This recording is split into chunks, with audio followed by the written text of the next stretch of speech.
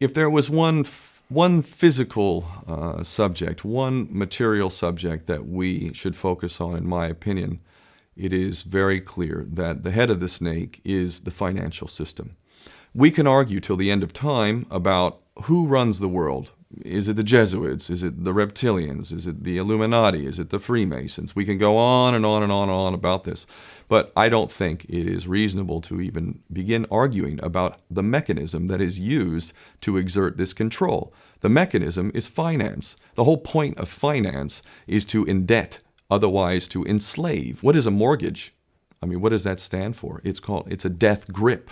So when you get a mortgage, you have a death grip held over you because you are in debt. You don't even own the house. The bank owns the house that loaned you the money to buy the house, unless you're fortunate enough to have all the money to buy it outright. And even then, you can be taxed by the government, and if you fail to keep up with those taxes, the government can then take it from you. The whole system is based on a financial fraud, which effectively takes the power that we have and it gives it to a tiny group of individuals who are running the world through the control of finance. With the infinite supply of money that we have allowed them to take, they have literally an infinite supply of money, and with that money, and from their psychopathic point of view, they have bought everything and everyone who can be bought.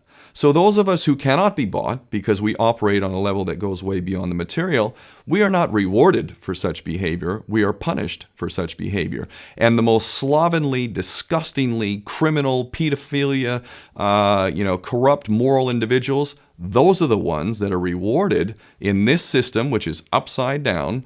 We reward the pedophiles, we reward the corrupt, we reward the liars, we reward the people with no morals at all, and usually we compromise them under this system in terms of maybe a videotape. Maybe Barack Obama is gay. Maybe we have videotape of him having sex with another man, or perhaps some other acts that may be not so popular amongst many of the electorate.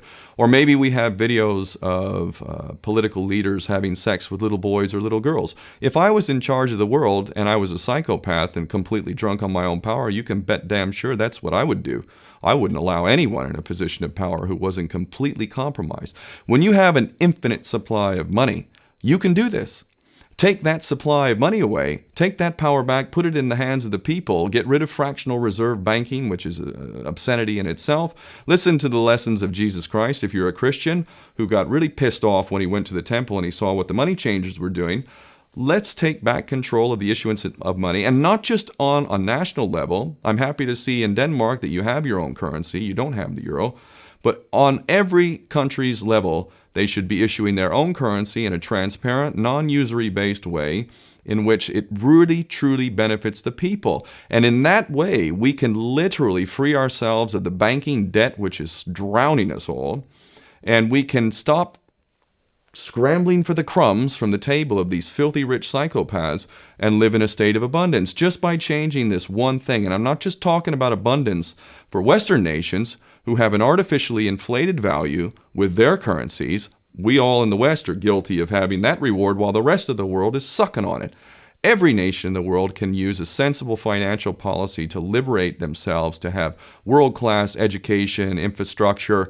Everything that a healthy society would require can be had in the worst, most corrupt African country, in any part of the world. We can all have that if we simply change that one thing.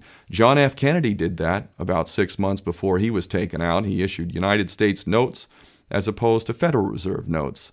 I can assure you the powers that be knew the power of that act, and they took him right out. So the bottom line is, if we as people understand this very simple principle, just this one thing, change this one thing, we can solve every other problem you can name. I don't care what the problem is.